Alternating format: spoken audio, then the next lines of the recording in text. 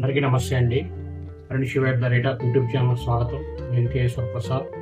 ఈరోజు మీకు వీడియోలో మన ఆంధ్ర రాష్ట్రంలో పౌర సరఫరాల వ్యవస్థలో కూటమి ప్రభుత్వం వారు వివిధ మార్పులు అనేది తీసుకుంటూ వస్తున్నారు.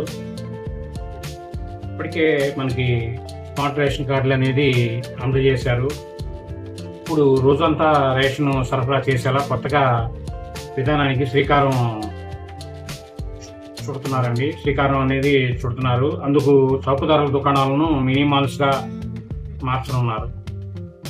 ఇందుకు రాజమహేంద్రవరం, విశాఖపట్నం, తిరుపతి, గుంటూరు, విజయవాడ నగరాలను పైలట్ ప్రాజెక్టుల కింద ఫస్ట్ ఎంపిక చేశారండి. ప్రస్తుతం రేషన్ దుకాణాల్లో ప్రతి నెల 1 నుంచి 15వ తారీఖు వరకు 8 గంటల కాడి నుంచి 12 గంటల వరకు, సాయంత్రం 4 గంటల కాడి నుంచి 8 గంటల వరకు బియ్యం సరఫరా అవసరాలు అనేవి మనకి ఇస్తున్నారు. ఈ విధానంలో కొంత డీలర్లు సరిగా దుకాణాలు తీయకపోవడం, తీసిన సమయపాలన అనేది పాటించకపోవడంతో లబ్ధిదారులు ఇబ్బందులు పడుతున్నారు. ఈ సమస్యలను పరిష్కరించేందుకు మినిమాల్స్ విధానంలో రోజంతా సుమారు ఒక 12 గంటలండి దుకాణాలు తెరిచి ఉండేలా ఏర్పాట్లు అనేది చేస్తున్నారు ప్రభుత్వం వారు. ఈ మినిమాల్స్లో జాతీయ వ్యవసాయ కోఆపరేటివ్ సొసైటీ, గిరిజన కార్పొరేషన్ నుంచి చౌకధరల దుకాణాలకు ఆయా నిత్యావసరాలను సరఫరా చేసేలా ప్రణాళిక రూపొందిస్తున్నారు. అయితే ఈ వస్తువులను ప్రభుత్వం కొనుగోలు చేస్తుందా లేక డీలర్లే కొనుగోలు చేయాలా, సదరు నిత్యావసరాలపై లబ్ధిదారులకు రాయితీ ఎంతవరకు ఉంటుంది అన్న అంశాలపై ఇంకా స్పష్టత అనేది రావాల్సి ఉందండి. పైలట్ ప్రాజెక్టు కింద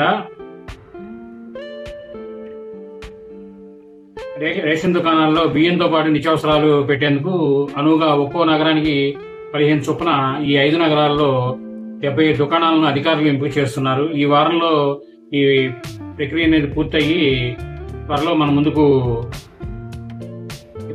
రాబోతున్నాయి. ఇప్పటి వరకు రేషన్ డీలర్లు రోజుకు కొంత సమయం మాత్రమే దుకాణాల్లో ఉంటూ మిగతా సమయాల్లో ఇతర పనులు చేసుకుంటూ ఉండేవారు. మినిమాల్స్ విధానంలో వారు రోజంతా అక్కడే ఉంటారు. డీలర్లకు నష్టపోకుండా ఉపాధికి పొందేలా మినిమాల్స్ అన్ని రకాల నిత్యావసరాలు అందుబాటులో ఉంచుతారు. ఈ ప్రజలకు కూడా ఎంతో ఉపయోగంగా ఉంటుందండి. ఇప్పుడు మనకు కావాల్సిన మెయిన్ అన్ని రకాల్లో కొన్ని రకాలు అనేది గవర్నమెంట్ దగ్గర ఆయిల్, ఇప్పుడు పప్పులు, ఉప్పులు అన్ని రకాలు ఉన్నాయనుకోండి, మిగిలిన ఒకటారా బయట తెచ్చుకుంటారు. ప్రజలకు ఎంతో మేలు చేకూరుతుంది ఈ పథకం అనేది. ఈ రేషన్ డిపోలు అనేది ఇలా మాల్స్ కింద మార్చడం ఇది చాలా ప్రజలకు ఉపయోగపడే పని. ఇది కార్యరూపం దాల్చి అన్ని రేషన్ డిపోలు ఇలాగా మారాలని మనందరం కోరుకుందాం.